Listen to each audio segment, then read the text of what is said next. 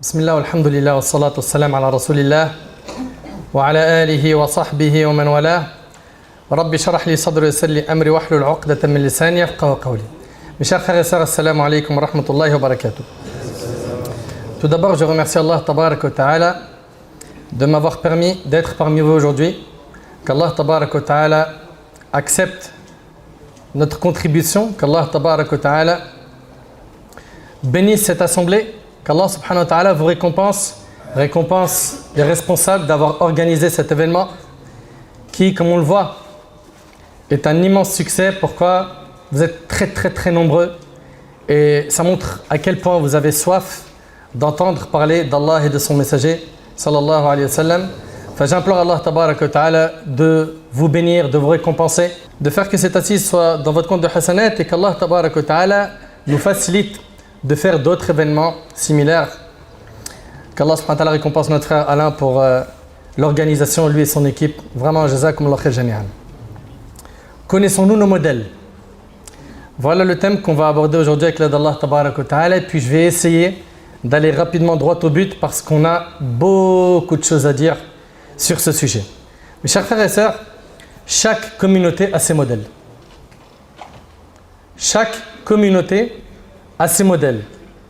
Et les modèles orientent généralement la masse. Les modèles,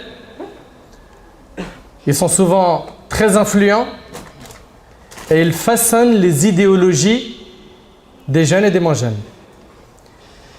Ceux qui motivent à faire le bien ou le mal, là je parle de tous les modèles confondus. Ce sont des gens qui ont un impact qui est très important.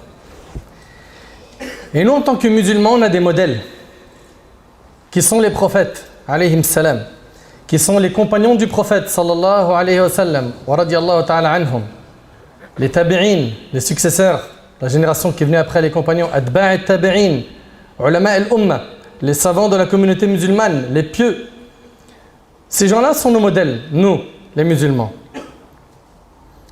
Et quand on médite un petit peu sur la situation actuelle de la communauté musulmane à l'échelle internationale, on s'aperçoit qu'on a perdu malheureusement le suivi des vrais modèles. J'ai bien dit à l'échelle internationale. Je n'ai pas dit tout le monde, mais une grande partie des gens de la communauté se sont perdus.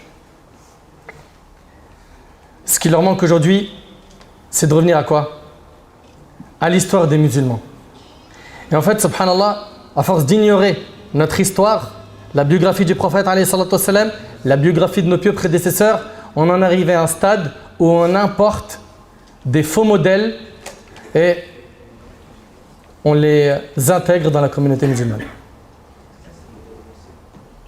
À croire qu'on n'a pas des modèles d'excellence, des vrais modèles qui appellent à quoi? À tout ce qui est noble, tout ce qui est bon. Non. Malheureusement aujourd'hui, beaucoup de gens se sont perdus. Jusqu'à ce qu'ils se sont retrouvés à suivre des mauvais modèles. Et wallahi, je vous le dis, ça fait vraiment très mal au cœur. Aujourd'hui, prends un petit jeune, un ado, ou bien un de nos frères ou de nos sœurs, 18, même 20 ans, même un peu plus. T'aimes qui? Tu suis qui? Qui est la personne que tu consultes le plus quand tu vas dans les réseaux sociaux? Et écoutez par vous-même. Bien évidemment, je ne suis pas en train de généraliser. Allahumma lakal hamd, par la grâce d'Allah, il y a des gens qui sont clairvoyants. Ils connaissent les pièges des réseaux sociaux. Ils savent s'en servir pour faire des hasanat. Ils savent s'en servir pour rester dans quoi? Dans un cadre qui est licite. Mais il y en a beaucoup qui se perdent. Pourquoi? Parce que les réseaux sociaux, les personnes très influentes, les faux modèles, ils ont des codes. Et ils dictent ces codes à nos jeunes et moins jeunes.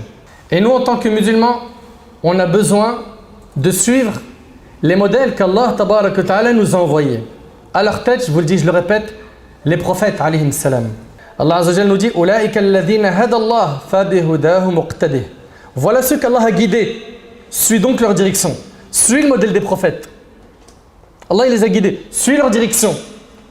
Suis le prophète Ibrahim alayhi salam dans son courage et ses sacrifices. Suis le prophète Ayyub alayhi salam dans sa patience. Suis Yunus alayhi salam dans son amour pour la da'wah. Suis notre bien-aimé Muhammad alayhi salatu salam qui a été un enseignant dans subhanallah tous les domaines. Suis les prophètes. Suis Yusuf alayhi salam dans son honnêteté, dans sa science. Suis donc ces prophètes. Allah tabaraka wa ta'ala, quand il nous raconte le récit dans le Coran, c'est pas pour rien. C'est pour qu'on les prenne pour modèle, pour exemple. Il faut que vous sachiez une chose, c'est que l'humain, de par sa nature, il a besoin de suivre un modèle. C'est pour ça que lorsqu'il ne trouve pas des bons modèles, il suit ce qu'on lui présente. Et on y voit ici l'importance, en tant que parent, de bien éduquer ses enfants. De leur mettre un bon cadre dans le foyer. De faire le nécessaire pour leur présenter les héros de notre communauté. Les hommes de notre histoire, des hommes avec un H majuscule. Allah Azza wa Jalla, il nous parle des prophètes, du prophète alayhi salam. Dans le Coran, il nous parle des compagnons, radiyallahu anhum, il nous parle des pieux.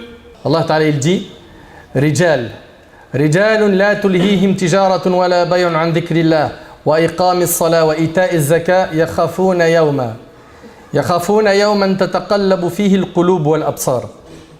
Allah subhanahu wa ta'ala, il nous dit en parlant des hommes, les hommes sont ceux qui ni le troc, ni le business, ni le commerce ne les distrait de l'évocation d'Allah, de la prière, de l'acquittement de la zakat.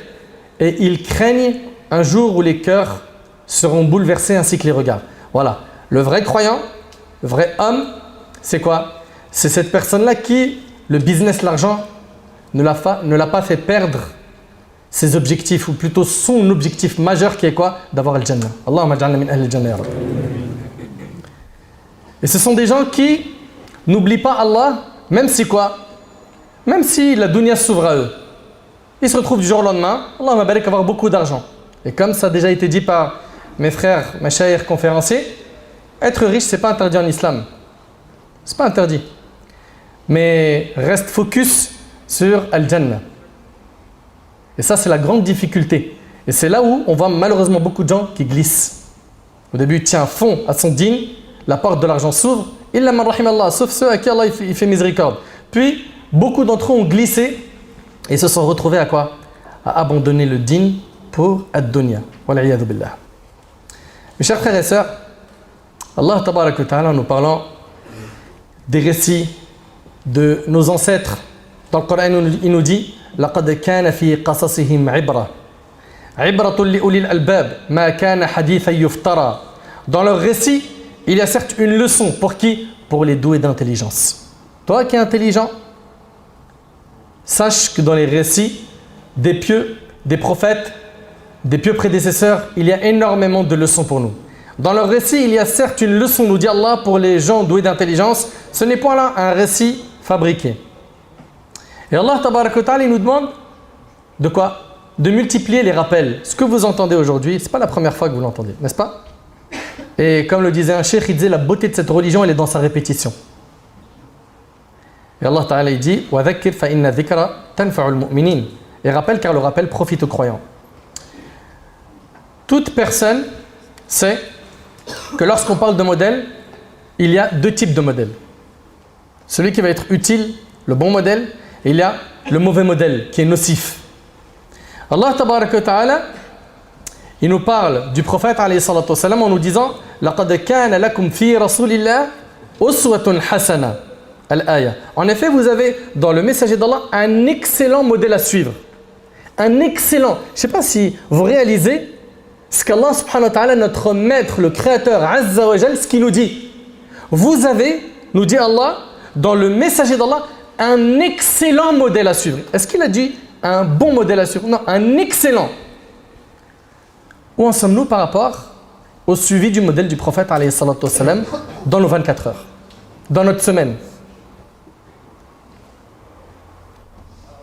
Est-ce que quand tu te réveilles, tu penses à ce que nous enseignait le prophète alayhi salatu wa salam? Tu t'es réveillé. Alhamdulillah alladhi ahyana ba'da ma amatana wa ilayhi an-nushur. Tu vas aller faire tes besoins. Il y a l'invocation avant d'aller faire ses besoins. Tu vas aller faire tes ablutions. Est-ce qu'après les ablutions, tu fais les afkars? En fait, un bon musulman, c'est quelqu'un qui pense constamment au prophète alayhi salatu wassalam. Toute ta journée, tu penses à ses enseignements. Pourquoi? Parce que tu l'as réellement pris comme modèle. Allah tabarak wa ta'ala, il nous parle du prophète Ibrahim. قَدْ كَانَتْ لَكُمْ أُسْوَةٌ حَسَنَةٌ فِي إِبْرَاهِيمَ وَالَّذِينَ مَعَهُ الآية. Certes, vous avez un bel exemple à suivre en Ibrahim et en ceux qui étaient avec lui. Et Allah tabarak wa ta'ala, il nous parle des mauvais modèles, les faux modèles, qui sont malheureusement très nombreux. Allah ta'ala, il dit وَجَعَلْنَاهُمْ أَئِمَّةً يَدْعُونَ إِلَى النَّارِ وَيَوْمَ الْقِيَامَةِ لَا يُنصَرُونَ. Nous fîmes d'eux des dirigeants qui appellent les gens au feu. Et malheureusement, on en a à l'appel aujourd'hui, surtout avec les réseaux sociaux.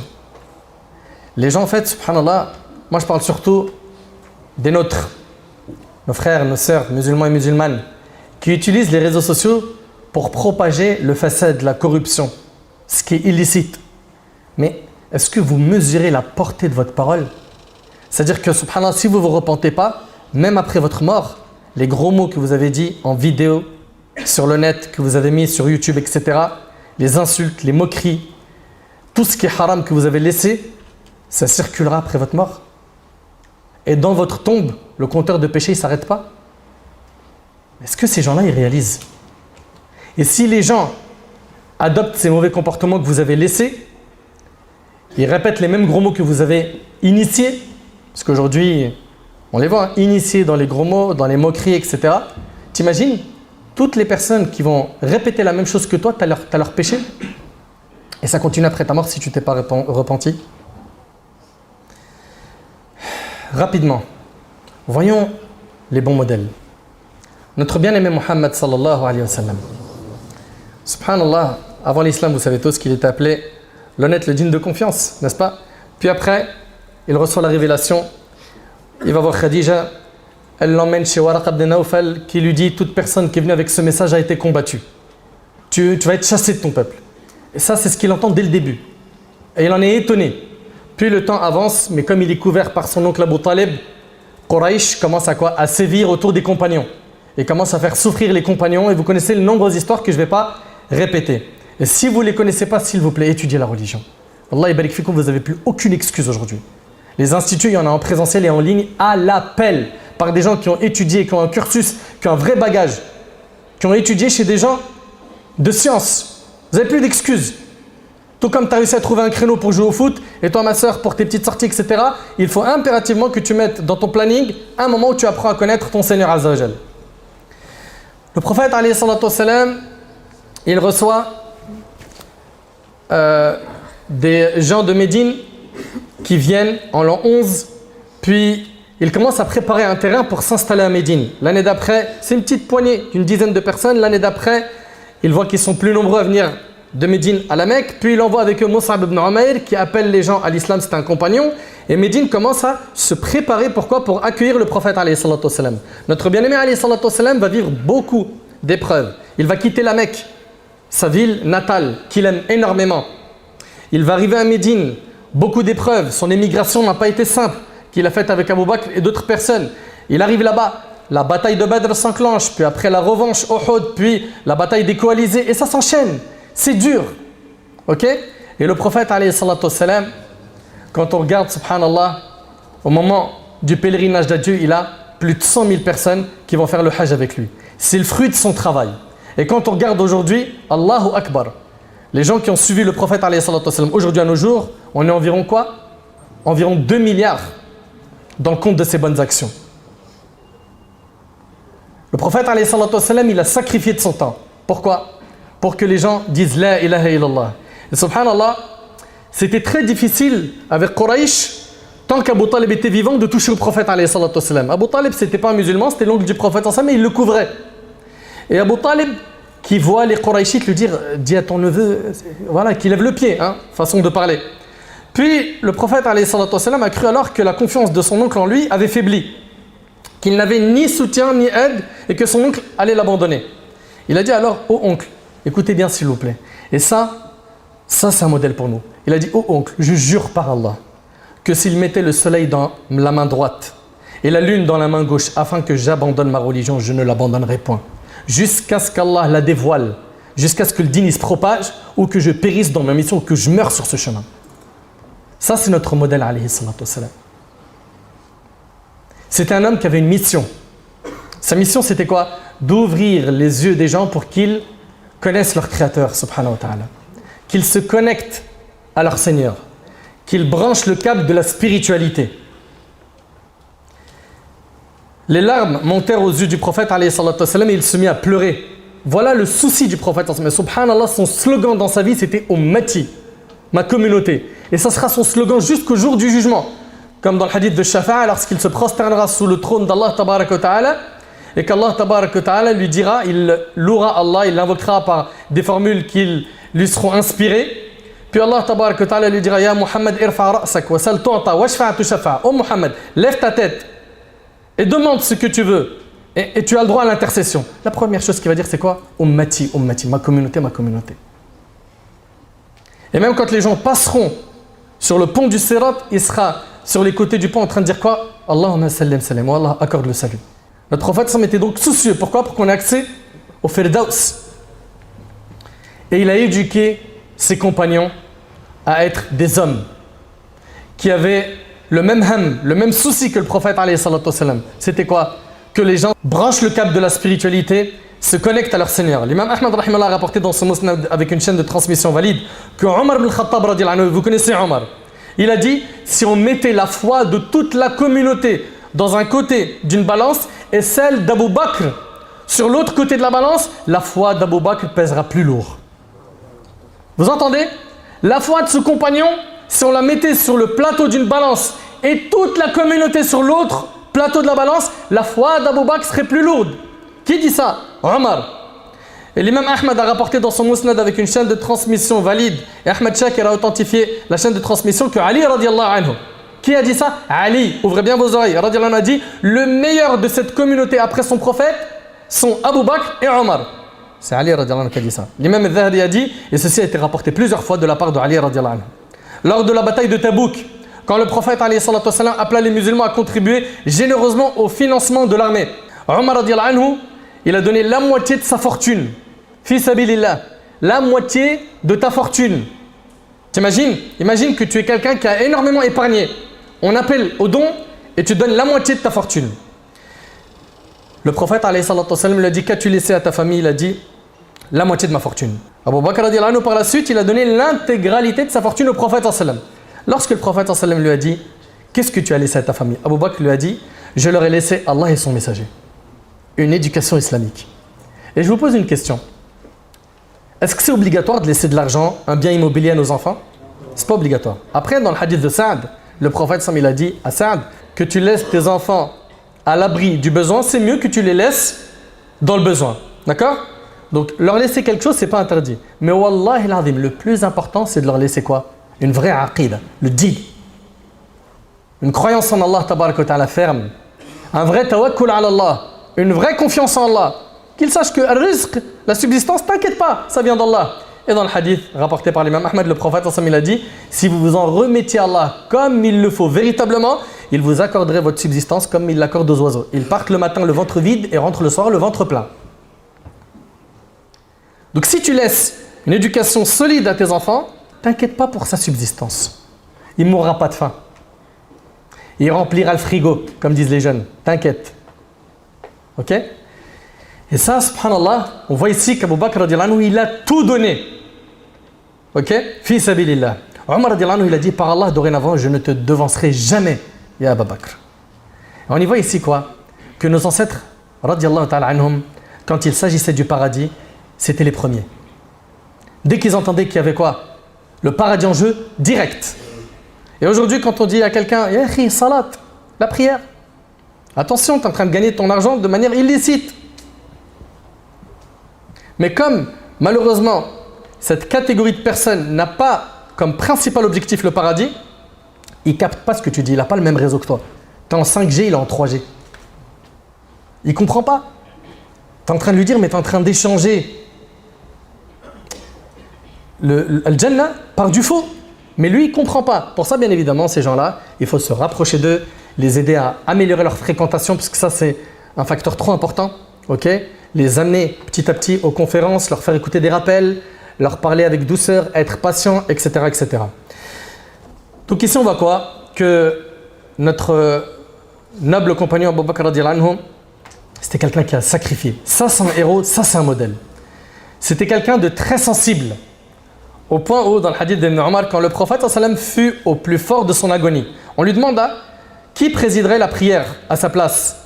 Il était mourant, alayhi salatu wassalam, on lui a dit qui va désigner la prière à ta place? Qui va diriger la prière? Il a dit ordonnez à Abu Bakr de présider la prière. Aïcha, radiyallahu anha, c'est très intéressant. Aïcha, radiyallahu anha, c'est la fille d'Abu Bakr as-Siddiq. Et en même temps, c'est l'épouse du prophète, alayhi salatu wassalam. Aïcha, radiyallahu anha, dit alors, Abu Bakr, en parlant de son père, a le cœur trop sensible. Et quand il récite le Coran, il est vaincu par les larmes. Dès qu'il rentre en prière, il récite, il pleure. Vous avez vu cette sensibilité de cœur? Ça, tu ne l'atteindras pas en restant H24 en train de regarder toutes les stories où il n'y a que du haram sur Snap, Insta, etc. Ça, tu ne l'auras pas en écoutant des clips. Pour avoir ce cœur sensible, il va falloir quoi? Que tu combattes les péchés.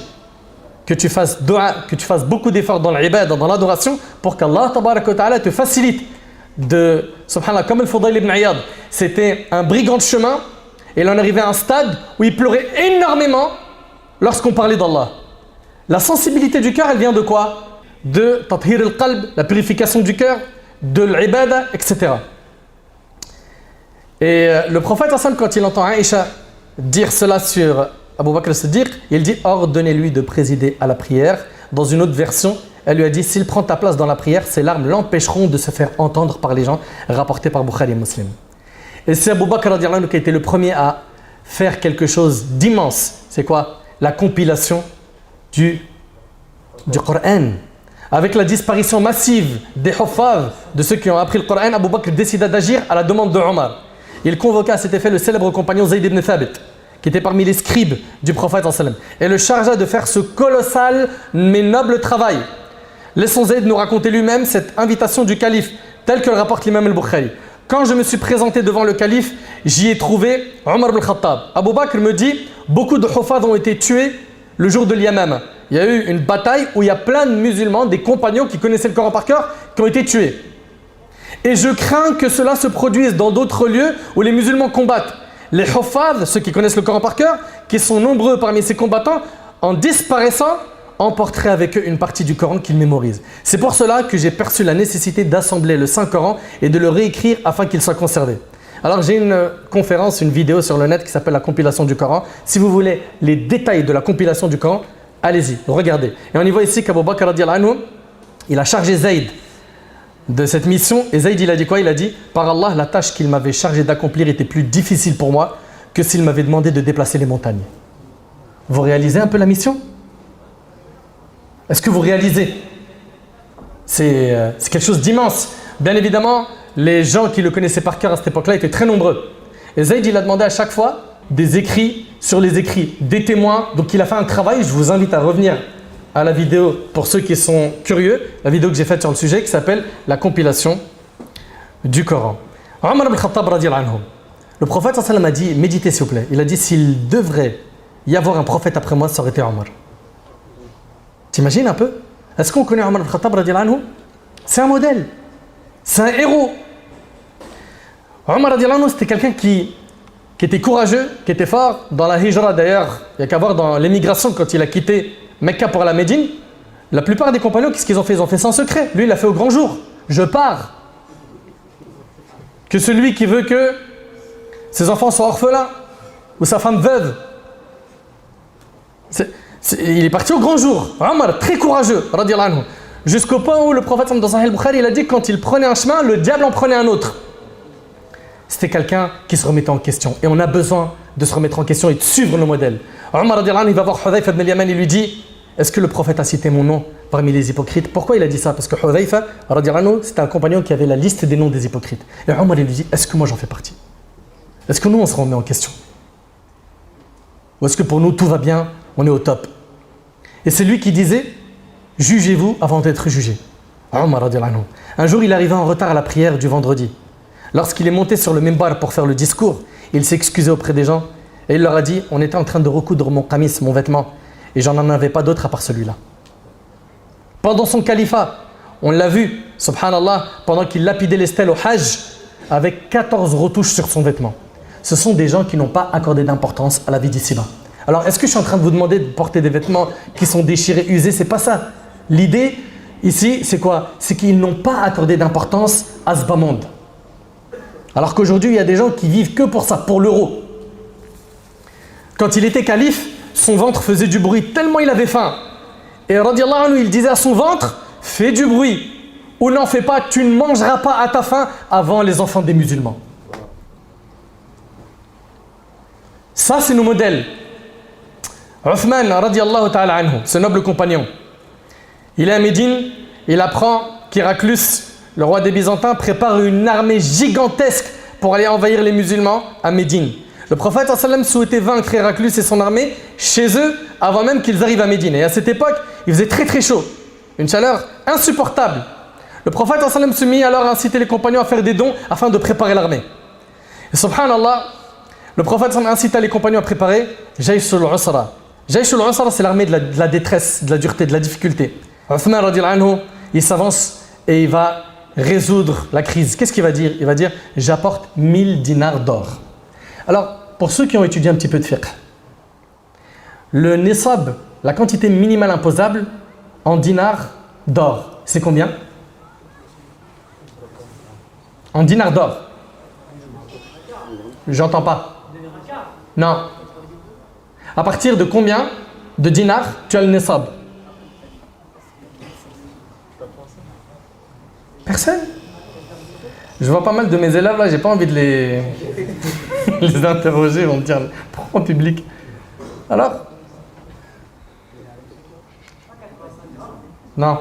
En dinars d'or. T'es pas loin. Bon, c'est bon. 20 dinars d'or. 20 dinars d'or, c'était le nisab. D'accord? Qu'est-ce qu'il va donner ici? Uthman, il va donner 1000 dinars d'or. C'est énorme. 50 fois le nisab. Et le nisab, la quantité minimale imposable, c'était haddul ghina. C'était avec ça, c'était le seuil. Tu le dépasses, tu es riche. Ok? Et Uthman ibn Affan, il va donner 50 fois le nisab. Aujourd'hui, le nisab, il est à peu près à 4000 euros, n'est-ce pas? Environ. Si aujourd'hui, on fait le calcul des 1000 dinars, ça donnerait aujourd'hui, à notre époque, environ 200 000 euros. Plus, il a donné 300 chameaux, fisabilillah. Et regarde aujourd'hui, un chameau, ça coûte combien? Des milliers d'euros. Donc à lui seul, Uthman ibn Affan, il a donné énormément. Quand il s'agit de sacrifice, ces compagnons-là, ils ont compris la parole du prophète sallam qui dit: il n'y a de vraie vie que celle de l'au-delà. Le prophète sallam, qu'est-ce qu'il a dit par la suite quand il a vu ces 1000 dinars d'or, ces 300 chameaux? Il a dit: les péchés de Uthman ne lui nuiront en rien à partir de ce jour. Et le hadith, il est rapporté par Tirmidhi et d'autres. Subhanallah. Ali ibn Abi Talib radiallahu anhu, Sa'd ibn Abi Waqqas radiallahu anhu, il dit, le prophète sallam a dit: quiconque je suis le maître, Ali est son maître. Qui dit ça? Rasulullah sallallahu alayhi wa sallam. Il a dit: quiconque je suis le maître, Ali est son maître. Rapporté par Ibn Majah. Ali, radiallahu anhu, cet homme courageux, qui était jeune et qui a porté des grandes responsabilités. Il n'y a qu'à voir dans Sirat al-Nabi alayhi salatu wa sallam pendant son califat. Subhanallah, Anas ibn Malik qui rapporte qu'un homme demanda au messager d'Allah: un tel possède un palmier avec lequel je fais tenir mon mur. Vous écoutez? Le mur de sa maison. Au messager d'Allah, un tel possède un palmier avec lequel je fais tenir mon mur. Ordonne-lui de me le donner pour que je puisse continuer à l'utiliser dans ce sens. Il me donne ce palmier, comme ça je continue à quoi? À tenir mon mur. Le prophète sallallahu alayhi wa sallam lui a dit: donne-le-lui en échange d'un palmier au paradis. Et est-ce que vous pensez qu'un palmier au paradis, c'est comme ce que vous avez vu sur le net ou en allant, je ne sais pas moi, Maldives ou autre? Non, ça n'a rien à voir. Il lui a dit quoi? Il lui a dit: donne-le-lui en échange d'un palmier au paradis. Mais l'homme refusa. Alors Abu Dahdah vint proposer au propriétaire du palmier. Il lui a dit: vends-moi ton palmier en échange de mon jardin. Il y avait 600 palmiers dedans. Vous entendez? C'est ce qu'il fit. Abu Dahdah alla trouver le prophète sallallahu alayhi wa sallam. Il lui a dit: au messager d'Allah, j'ai acheté le palmier en échange de mon jardin. Ok? Il lui a dit: fais le sien, donne-lui. car je te le donne. Le prophète ensemble lui a dit que de branches de palmier attendent Abu Dahdah au paradis. Et il a répété ça à maintes reprises. Ensuite, Abu Dahdah il va trouver son épouse et il lui dit oh Abu Dahdah, sors du jardin, sors de ce jardin là où il y a les 600 palmiers. Je l'ai vendu contre un palmier au paradis. Est-ce qu'elle lui a dit quoi? T'es sérieux? On aurait pu faire des rak'at. Pourquoi t'as fait ça?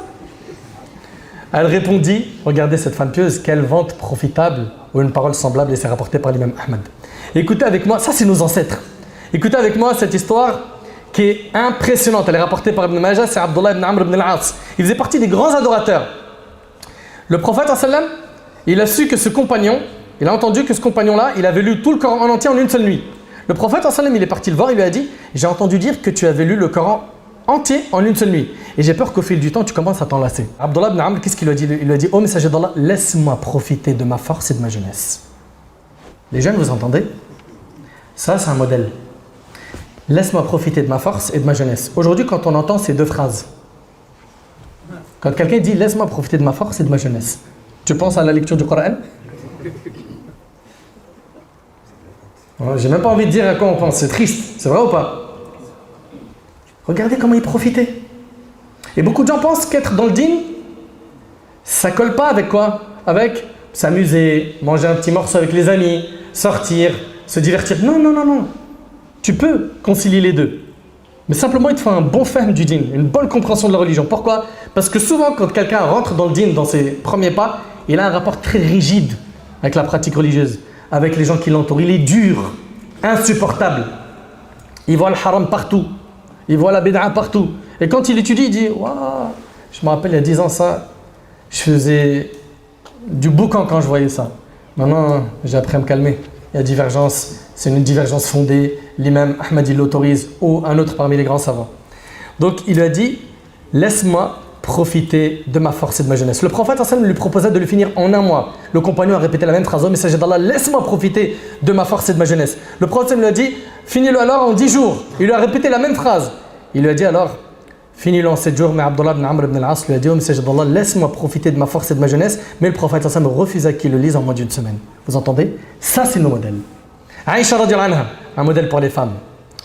La mère des croyants, Urwa, son neveu, le fils de Asma bint Abi Bakr radiyallahu anha, Urwa dit, il rentre chez elle le matin et il avait l'habitude de la saluer. C'était au tout début de la matinée. Il la trouva en train de prier et de lire le verset suivant. فَمَنَّ اللَّهُ عَلَيْنَا وَوَقَانَ عَذَابَ السَّمُومِ. Puis Allah nous a favorisés et protégés du châtiment du Samoum. Elle répétait le verset en pleurant. Il se dit alors qu'il se peut qu'elle rallonge sa prière. Qu'est-ce qu'il a fait? Il a dit, je vais aller au marché, je règle mes affaires et je reviens plus tard. Il part au marché, il règle ses affaires, toutes ses affaires, et il revient après une longue période de temps. Il rentre à la maison, il va voir sa tante Aïcha et elle est en train de répéter le même verset pendant la prière. C'est des prières longues. Il savourait la salat. Nous aujourd'hui on prie. Ah ouais, l'imam il taoul choya. Tarawih, il est où l'imam express? Lui il fait 20 minutes. Oh là là, Allah m'abarak, ils ont la clim. Ouh. C'est un hôtel. T'es sérieux? Abu Moussa al-Ash'ari radiyallahu anhu, ce compagnon dit, jamais Aïcha ne nous a mal informés sur la solution à un problème sur lequel nous avions des doutes. Et c'est rapporté par Tirmidhi. C'est-à-dire quoi? C'était une savante. Urwa ibn Zubayr, son neveu, dit à son sujet, je n'ai jamais trouvé quelqu'un d'aussi versé que Aïcha dans la connaissance du Coran, du licite, de l'illicite, de la généalogie, ilm al-ansab, de la poésie arabe. C'est pourquoi même les compagnons les plus sages consultaient Aïcha pour résoudre des sujets complexes. C'est des femmes qui ont marqué l'histoire. Par quoi? Par le fait de répandre le bien, d'être des puits de science. Je vais vous raconter à présent une histoire qui m'a énormément touché, que j'ai raconté je ne sais combien de fois et à chaque fois elle fait le même effet. Abdullah ibn Hudhafa, qui le connaît, levez la main. Radiyallahu anhu. Abdullah ibn Hudhafa. Non? J'ai pas envie de dire des noms de joueurs de foot, des célébrités, vous allez tous lever la main. C'est pas normal que ces héros, ces modèles, on les connaît pas. Rapidement, dans une bataille, donc les musulmans, ils avaient été envoyés sous le califat d'Omar, ils ont été faits prisonniers de guerre. Alors, l'empereur Héraclius, en entendant que l'un des prisonniers était un sahabi, un compagnon, il était heureux. Et il demanda, portez-le moi, je veux le rencontrer. Jusque-là, il entendait beaucoup de légendes autour des compagnons. des informations circulaient à travers le monde sur ces hommes hors du commun, les compagnons du prophète alayhi salatu wassalam. Il était donc fasciné et il voulait voir de ses yeux un compagnon. C'est pourquoi Héraclius exigea de le voir. Parce qu'un seul de ses compagnons pèse autant qu'une communauté. Un homme vaut une communauté. C'est là l'œuvre qu'avait laissé le prophète alayhi salatu wassalam derrière lui. Ainsi, Abdullah ibn Hudhafa qui était jeune, c'est on va dire une vingtaine, trentaine d'années, il est apporté à l'empereur Héraclius avec des chaînes aux mains et un boulet aux jambes. Ils le placèrent devant Héraclius et ils eurent des échanges. Héraclius remarqua que malgré son jeune âge, il était très intelligent. Héraclius dit à Abdullah ibn Hudhafa, deviens chrétien et je te libère. Abdullah ibn Hudhafa lui a dit, non, jamais je n'abandonnerai ma religion. Héraclius lui a dit alors, deviens chrétien et je te donne la moitié de mon royaume. La moitié de mon royaume.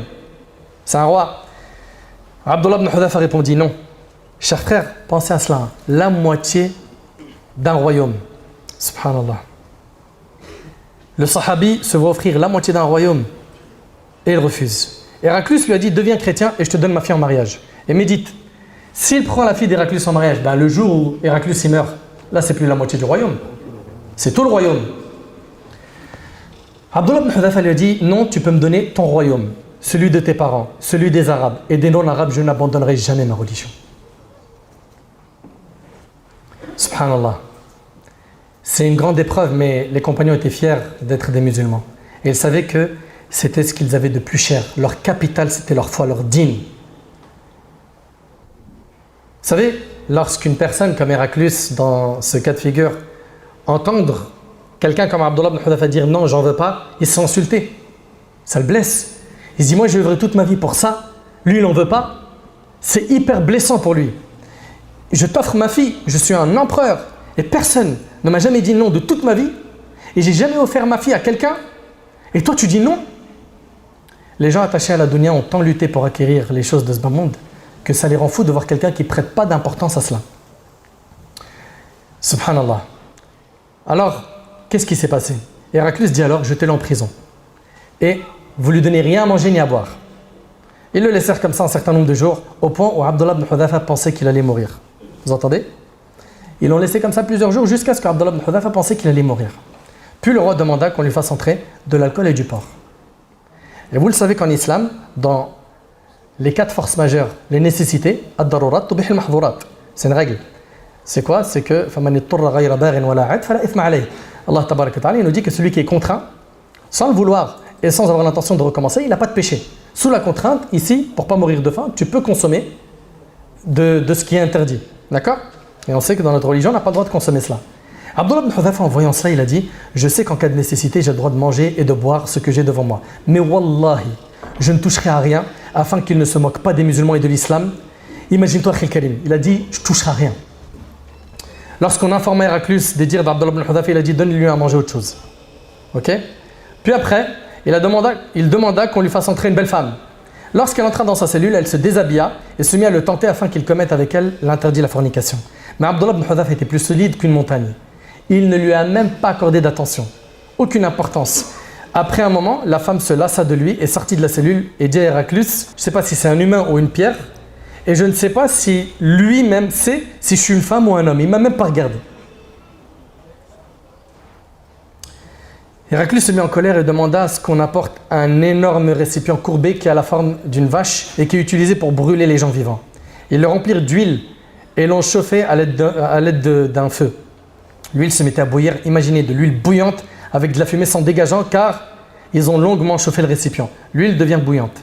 Héraclius lui a dit, deviens chrétien. Il a dit non. C'est alors qu'ils amenèrent un des musulmans parmi les prisonniers et l'ont jeté dans la marmite. Peu de temps après, ses os sont remontés à la surface. Tout ça, Abdullah ibn Hudhafa, il le voit devant lui. D'accord? C'était tellement chaud que sa chair a frit et ses os sont sortis. L'empereur lui a dit donc, vas-tu abandonner ta religion maintenant? Ou sinon nous allons te jeter dans cette huile bouillante. Vous savez qu'est-ce qu'il a dit? Il a dit, j'abandonnerai jamais ma religion. Subhanallah. Ils dirent donc, jetez-le dans cette huile. Ils le prirent et Abdullah commença alors à pleurer. C'est-à-dire, ils sont en train de l'emmener vers l'huile bouillante et Abdullah ibn Hudhafa, il pleure. Là, eux, ils se sont dit quoi? Les hommes d'Héraclius, on le tient, il affaiblit. Allez, on va voir le chef, on va lui dire, c'est bon, il pleure, on le tient. On est plus fort que lui. Ils n'ont pas compris, lui, pourquoi il pleurait. Et c'est pour ça que je vous ai dit, wallah, cette histoire-là, elle est vraiment impressionnante. Il a dit donc, amenez-le moi. Mon frère, on l'a dit alors, tu vas abandonner ta religion? Abdullah dit, ne pense pas que j'ai pleuré par crainte de la mort. Il a dit, j'ai pleuré parce que je me suis souvenu que je n'ai qu'une seule âme. Et mon âme va partir maintenant. J'ai pleuré parce que j'aurais voulu qu'Allah me donne 100 âmes afin que je puisse mourir de cette mort 100 fois pour l'amour d'Allah. Allahu Akbar. Allahu Akbar. Je pleurais pas parce que j'étais effrayé de la mort. Parce qu'il voulait quoi? La récompense de shahid. Allahu Akbar. Je pense que c'est un degré de foi qu'on a du mal à imaginer. C'est vrai ou pas? Ça, c'est l'éducation qu'a laissé le prophète alayhi salatu wassalam. Des hommes, des héros, des courageux, des gens qui étaient attachés à leur dîne, qui avaient un vrai attachement. Qu'est-ce qu'on aurait répondu à sa place? Qu'est-ce que tu aurais fait? Subhanallah. Vous savez, dans les moments de facilité, tout le monde est à peu près égal. On est tous pareils. Mais c'est dans les moments d'épreuve que les gens se distinguent. Abdullah ibn Hudhafa, cette épreuve-là, a révélé la foi immense qu'il portait dans son cœur. Personne ne savait qui était le vrai Abdullah ibn Hudhafa. Il savait que c'était un compagnon. Sa foi, elle était immense. Subhanallah. Vous savez, l'empereur Héraclius, en voyant ça, il était confus. Lui, il veut obtenir quelque chose de sa part. Il s'est dit, si je le jette dans l'huile bouillante, c'est son rêve. Je ne veux pas lui donner ça. Il voulait obtenir quelque chose de lui. Il ne voulait pas le tuer. Il a dit, là, je me sens insulté. Sa fierté, elle a été insultée. Il a dit, maintenant, ce que je veux, c'est quoi? C'est d'obtenir quelque chose. Il a dit, je vais te libérer si seulement tu pouvais m'embrasser le front. Il a fait son calcul, Abdullah ibn Hudhafa, il a dit, j'accepte, à condition que tu libères tous les prisonniers parmi les musulmans. Il a dit, d'accord. Abdullah ibn Hudhafa l'embrassa sur le front et il a obtenu la libération de tous les musulmans. Il rentre donc à Médine et Omar al-Khattab radiyallahu anhu entend l'histoire. Il se rend à la mosquée, Abdullah ibn Hudhafa, il s'y trouvait. Omar al-Khattab se leva et dit, c'est une obligation pour chaque musulman d'embrasser le front de Abdullah ibn Hudhafa et je vais être le premier à le faire. Il embrassa alors le front d'Abdullah ibn Hudhafa parce qu'il avait sauvé des musulmans et les musulmans firent de même. Mes frères, mes sœurs, les modèles de notre communauté parmi les purs prédécesseurs, ils sont trop nombreux. Il nous faudrait des heures pour en parler. Il y a des livres de biographie qui font des vingtaines de volumes sur nos ancêtres.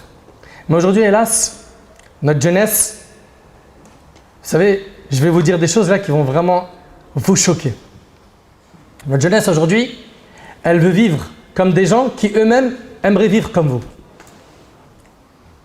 Frère Nader, pourquoi tu parles japonais? Non, je vais vous expliquer avec du factuel. Aujourd'hui, quand tu prends un de nos jeunes, généralement, pas tous bien évidemment, on va pas mettre tout le monde dans le même sac, ils ont envie d'être quoi? Vas-y. Footballeur, quoi d'autre? Influenceur, quoi d'autre? Rappeur, ils écrivent des textes, quoi d'autre? Imam. C'est très bien. Zid. Riche, businessman. Continuez. Acteur, célèbre, humoriste, n'est-ce pas? Chanteur. La majorité de ces faux modèles-là, écoutez bien ce que je vous dis, hein, et je vous en parle avec connaissance de cause parce que j'ai des coulisses que vous n'avez pas. Ok? J'ai des informations que vous n'avez pas et je ne rentrerai pas dans le détail. Ok? J'ai déjà été en contact avec pas mal de personnalités, okay? Des gens qui sont dans le dîn, des gens qui ne le sont pas. Okay? J'implore Allah tabaraka ta'ala de nous guider ainsi qu'eux. Eh bien, sachez-le que ces gens-là qui sont très connus et loin d'Allah, leur rêve, c'est de goûter à la paix, la spiritualité et à ce que vous êtes en train de goûter là. Au mode de vie que vous êtes en train de partager. De venir à la mosquée. Eux, leur rêve, et je vous en parle, j'ai eu des communications téléphoniques avec certains, j'ai eu des WhatsApp, des échanges, ils aimeraient trop être à votre place. Ils aimeraient votre mode de vie. Et vous, vous voulez le leur. Et le leur, il est faux, et eux-mêmes, ils le savent, et ils le confirment. Une petite story avec une Lamborghini, le soleil, le petit cocktail qu'on est en train de siroter devant la plage, on te fait croire que ma vie, du matin au soir, c'est ça. C'est les gens, et je vous le dis, je le répète, j'ai des informations que vous n'avez pas, c'est les gens, malheureusement, quand ils sont loin d'Allah, leur vie, elle est vraiment très très dure. Ils sombrent dans l'alcool. Et si je le dis, écoutez attentivement s'il vous plaît, hein. C'est pas pour les salir. Je leur veux énormément de bien. Et mon plus grand souhait, c'est qu'ils soient épanouis dans leur vie en étant connectés à Allah tabaraka ta'ala. Car ils ne trouveront pas de paix, de sérénité, de quiétude qu'avec la foi, avec la spiritualité. Donc on va entendre que beaucoup d'entre eux ont sombré dans l'alcool. Ou peut-être que vous ne le savez pas, j'ai pas mal d'infos sur ce sujet, pas mal. Des mashahir, des gens très connus, que nos jeunes là ils disent « Ah là là, il vit bien lui, je veux ça, je veux la même vie ». Malheureusement, ils sombrent dans l'alcool. D'autres sont dans des problèmes de divorce, de malades, des problèmes de famille qui ne se décrivent même pas et ils ne voient pas le bout du tunnel. Et il est loin du dîn. Mais comment tu vas avoir le soutien d'Allah en étant loin du dîn? Et il y en a même un parmi eux qui a dit, en confirmant, oui, on vend du faux aux gens. We were in love, that never meant to stay. Some things are real, even when they fade.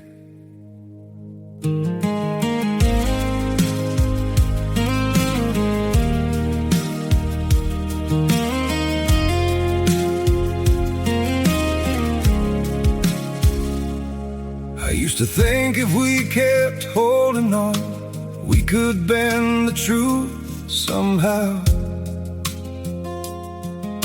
But love can't fight what's pulling us apart, and it's breaking us down now.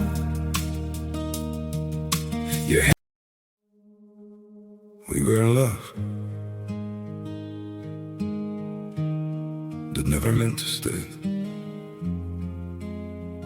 Some things are real, even when they fade.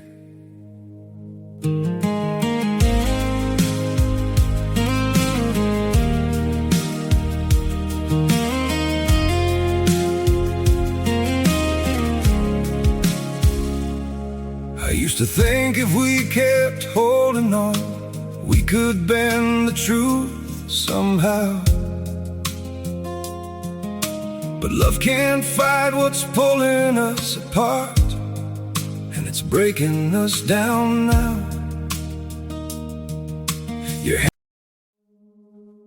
We were in love,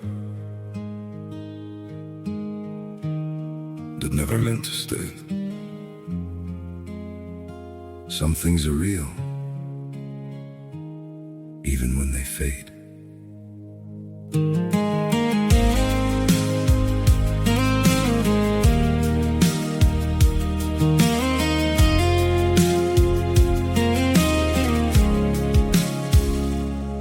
I used to think if we kept holding on, we could bend the truth somehow. But love can't fight what's pulling us apart, and it's breaking us down now.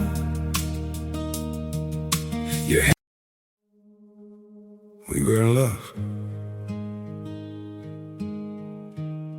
that never meant to stay. Et il a dit ça à quelqu'un que je connais très bien. Et ces des noms, je lui ai masqué, et bi'idhnillah, moi je ne mange pas de ce pain de venir dévoiler des noms, tout ça. Les personnes, ce n'est pas notre problème. Nous, c'est quoi? C'est le mal en question. Ça, il faut en parler. Pourquoi? Notre religion nous ordonne d'ordonner le bien et d'interdire le mal. Dépression, ils en ont à l'appel. Et même au-delà de ce que vous pouvez imaginer. Ces gens-là, que beaucoup de jeunes idéalisent et prennent pour des grandes stars quand ils sont loin d'Allah, sachez-le, qu'ils ont une vie, elle est difficile. Plein de jaloux. Que des rapaces autour d'eux qui veulent profiter d'eux. D'une pub, de l'argent, de sa notoriété. Ils veulent gratter. C'est difficile pour eux de trouver des relations sincères. Trop dur. Ils sont méfiants de tout ce qui est autour d'eux. C'est pas une vie. Je vous le dis, ils rêvent de votre monde. Ils ont un vide spirituel, il est trop important. Je ne suis pas en train de dire qu'on est des anges ici. Ok? Mais on essaye. On essaye de faire des efforts. On essaye de, chaque jour, faire jihad al-nafs, de faire des efforts avec notre ego. Et non, ces modèles-là, qui aujourd'hui cartonnent, qu'est-ce qu'ils font pour cartonner? Ça, c'est vraiment quelque chose, moi, ça me dépasse. Wallahi, mes frères, mes sœurs, avec tout le respect que j'ai pour vous, je n'arrive pas à vous comprendre comment vous faites pour regarder ces gens-là et diffuser, faire des copier-coller et leur faire la promotion. Et sachez une chose, hein, il n'y a pas de bad buzz. Il n'y a que buzz. C'est-à-dire quoi, il n'y a pas de bad buzz? C'est-à-dire que même si quelqu'un fait quelque chose de n'importe quoi, comme dernièrement quelqu'un qui faisait n'importe quoi et sa vidéo elle a tourné un peu partout, le fait de la diffuser, c'est un buzz. Oh, regarde, c'est grave ce qu'il a dit lui. Il n'y a pas de bad buzz, il n'y a que buzz. Dans la communication, c'est comme ça. Donc vous, quand vous voyez ces vidéos-là, où il y a des choses qui sont graves, qui sont interdites, qui sont anti notre dîme, hein, qui sont contre nos valeurs, tire le frein. Ça y est, la vidéo, il faut qu'elle meure. Sans que tu la quoi? Tu la propages. Mais tu regardes, ce qui aujourd'hui cartonne, c'est quoi? C'est le fait de se moquer des autres. Dans leur story. Il filme un tel et il se moque. Il met des gens qu'il est en train de regarder sur un écran, sa tablette, sa télé ou autre. Ça peut être n'importe, hein, des stars de télé-réalité ou autre. Et il se moque d'eux. Il fait le commentateur. Et il se moque, des blagues, il se moque. Et avec ça, comme il dit des blagues, des vannes, etc., sa cote, elle est préservée. Parce que ces gens-là, leur capital, l'oxygène de leur vie, c'est sa cote. Il la perd, il perd le public, il perd l'argent. Et on est souvent, nous, dans notre Oumma, une grande cause de cette popularité chez eux. Parce que vous êtes curieux, vous les consultez comme le journal. Ils vont se moquer. Ils vont afficher leurs péchés en public.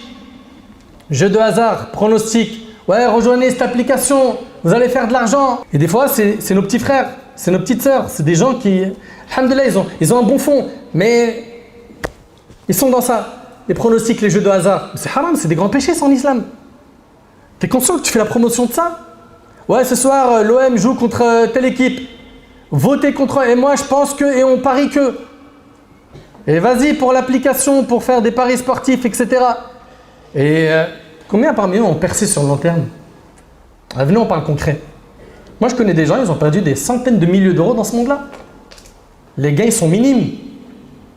Les destructions derrière, elles sont à l'échelle de la famille. C'est terrible. Des gens qui ont perdu leurs femmes, leurs enfants, etc. Moquerie du dîn, ça marche. Ça fait cliquer. Moque-toi de la religion. Comme un petit jeune, on m'a montré. Moi, je vous le dis encore une fois, hein, les personnes, ça ne m'intéresse pas. Moi, c'est ce qu'ils véhiculent. Okay, j'ai rien contre cette personne en question, que je ne sais même pas d'ailleurs comment elle s'appelle. On m'a envoyé qu'il a mis une story, une publication, il a mis « Quand le vendredi, je lui dis de mettre Al-Kahf, mais Al-Kahf, Surat Al-Kahf, la Surat 18. » Il est recommandé de la lire, Surat Al-Kahf, le vendredi. Quand le vendredi, je lui dis « Mets Al-Kahf » et qu'il met « Damso Kalf ». Tu veux rigoler, tu veux faire le drôle. Mais tu sais qu'en touchant au dîn qui est sacré, tu peux perdre ta foi, tu peux annuler l'islam que tu as. Vous croyez que c'est sans conséquence? C'est des paroles qui annulent le dîn, qui annulent la religion, qui annulent l'islam. Donc tu veux faire de l'humour? Touche pas au dîn, mens pas, te moque pas. Il y a trop de dawa avec trop de règles que tu dois respecter en tant que musulman. Ces gens-là aujourd'hui que les gens veulent à tout prix suivre et imiter, hein, ces stars qui vendent du faux, qui sont des faux modèles, on les voit de jour en jour être des mendiants sur la toile. De la mendicité médiatique. Ouais, pourquoi vous likez pas? Ouais, je fais des vidéos, ça accroche plus. Pourquoi vous aimez plus mes vidéos? C'est plus drôle? Dites-moi, vous voulez voir quoi? Ouais, je reçois trop de critiques en ce moment. Ma cote, elle a chuté. T'es un mendiant. T'es un mendiant de like. Mais tu vaux mieux que ça, mon frère, ma soeur, tu vaux mieux que ça. D'autres, comment ils font pour vivre? Les clashs, j'en ai déjà parlé dans la khutbah il y a 2 jours. Pour pouvoir continuer à exister, je vais clasher un tel. Et il me clash. Ok?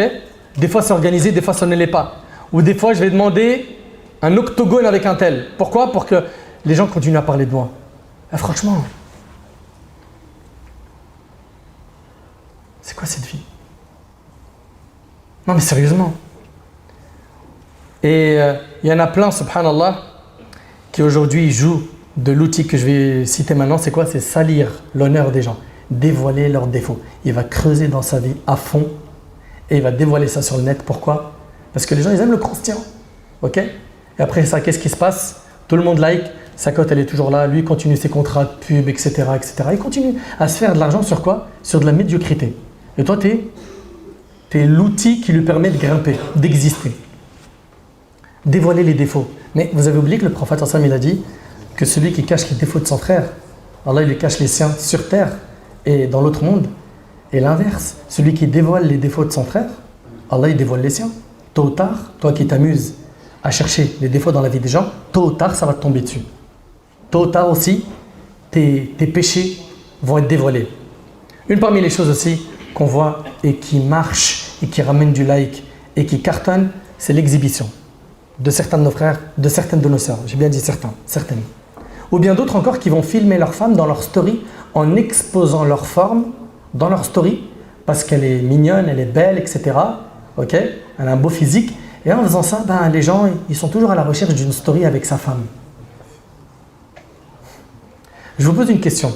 Si ce type de personne n'est pas la définition même du dayouf, alors je me demande, c'est quoi la définition d'un dayouf? Être un vrai homme, c'est respecter le dîn et pas être un dayouf. Vous remarquerez aussi une autre chose, si vous regardez bien ce monde-là, il est vraiment éphémère. C'est-à-dire quoi? La cote, elle brille 2-3 ans, elle est venue, elle a chanté un petit peu, elle a cartonné, elle a percé. 2-3 ans après, ça y est, t'es démodé. On veut quelqu'un d'autre. La masse veut toujours quelqu'un d'autre. Ah, t'écoutes encore ces sons, t'es démodé, trop ancien. Ok? Donc, tout ce monde-là, il est faux. C'est brillant pour rien. Le musulman, il doit faire quoi? Il doit s'attacher à ses valeurs et suivre les vrais modèles qu'Allah Tabarak wa Ta'ala nous a envoyés. Subhanallah, il y a un ami à moi qui m'a dit, j'étais dans la drogue et il a tapé beaucoup de chiffres dans la drogue. Beaucoup. Il me dit, j'ai jamais été bien. Prison, machak, etc. Je suis rentré dans le dîn, je me suis retrouvé avec un salaire de 1000 et quelques euros. Il a demandé à sa femme, ça c'est un acompte? Il ne comprenait pas.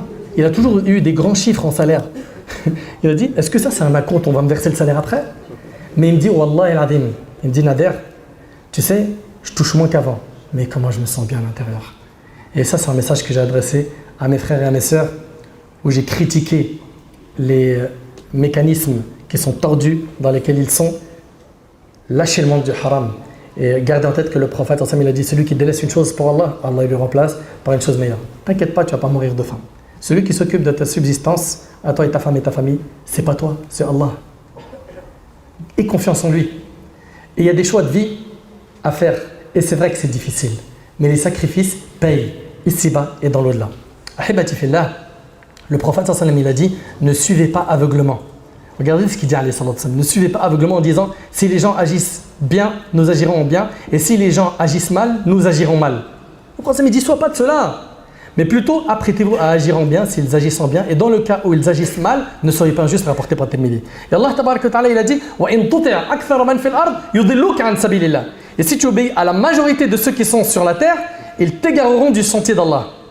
Ne pense pas que c'est parce qu'il y a un grand nombre qui fait telle chose mal que ça devient quelque chose d'autorisé dans le dîn. Allah il a dit, si tu obéis à la majorité de ceux qui sont sur la terre, ils t'égareront du sentier d'Allah. Et le hadith, vous le connaissez par cœur. Le prophète il a dit, Al-mar'u ma'a man ahab. L'homme, le jour du jugement, il sera ressuscité avec les gens qu'il aime. T'aimes les croyants, tu seras ressuscité en leur compagnie en al-qiyamah. Tu auras à ta proximité Rasulullah sallallahu alayhi wa sallam. Le prophète Ibrahim alayhi salam, Abu Bakr, Omar, Talha, Saad ibn Abi Waqqas, Abu Ubaid ibn al-Jarrah, Hamza, Khadija radiallahu anha, Asma bint Abi Bakr, Hafsa bint Omar. Tu aimes les pieux, tu seras ressuscité en leur compagnie. Autour de toi, t'imagines, le jour du jugement, c'est un jour dur, il fait peur.